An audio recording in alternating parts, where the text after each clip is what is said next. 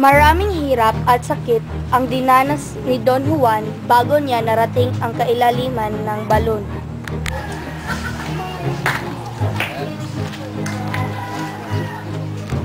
Okay, ganda nitong palasyo na iyari sa lingkod bilang dahil sa ningning na taglay. Lalong napahanga ang prinsipe nang makita ang marilag na si Doña Juana. O mahal ko, prinsesa, masaya ako dahil dito ako dinala ng aking mga ba sa lugar mo. At sino ka naman? Nalahat kang sumuntong sa poder namin. Umalis ka ngayon dito. O mahal ko, prinsesa, nang makita kita, tibok agad ang aking puso. Kahit paalisin mo ako o ipagtaguyan, gagawin ko ang lahat para sa akin ka. Ang kunwari, si Doña Juana nagagalit kay Don Juan pero sa loob ng kanyang puso ay may pagtingin din siya sa bitaka. Pero hindi alam kung paano itatago sa higante ang nag-aalaga kay Doña Juana.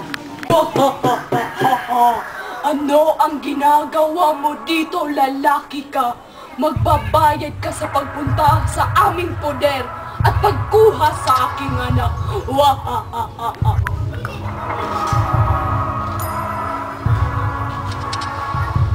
Naglaban ang dalawa at syempre nagapi ang higante.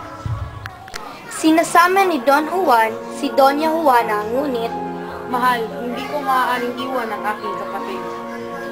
Mahal, naiintindihan kita. Maghihintay ako sa pag-uwi. kaya ang ating bida ay nagpaalam upang balikan si Leonora.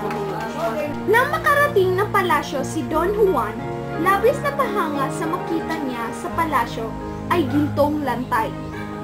Nang mapatitig siya kay Doña Leonora, may naramdamang tila siya'y naengkanto dahil di siya makapagsalita. Sino ka at bakit ka naparito?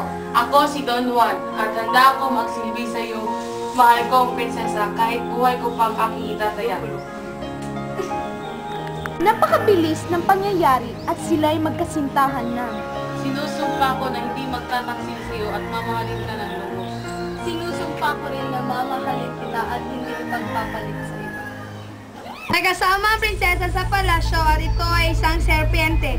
Nagalit ang serpiente kay Don Juan kaya't sila ay naglaban. Tinulungan naman siya ng prinsesa upang mamatay ng tuluyan ng serpiente. Di naging lubusan ang kasiyahan ni Haring Fernando. Nasaan ang aking anak na si Bruno? Bakit wala siya dito? Bakit magtulog sa ganito? Mahal ko, tahanap! Hiniling ni na Don Pedro at Don Diego na ipakasal sila ng amang hari sa kasama nilang sina Prinsesa Leonora at Doña Juana. Aking ama,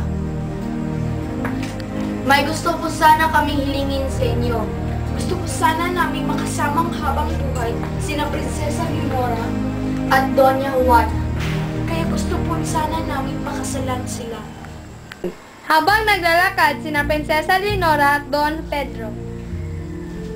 Mahal kong prinsipe, ikaw ay guwapo, malakas, at mabait.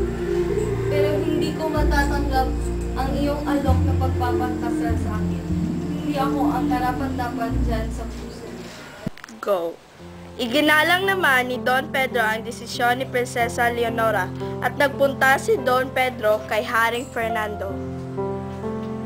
Aking ama, may gusto ko sana akong sabihin sa inyo. Hindi na po matutuloy ang kasal namin ni Prinsesa Leonora. Naunawaan naman ni Haring Fernando kaya't kasal na lamang ni Don Diego at Doña Juana ang natuloy.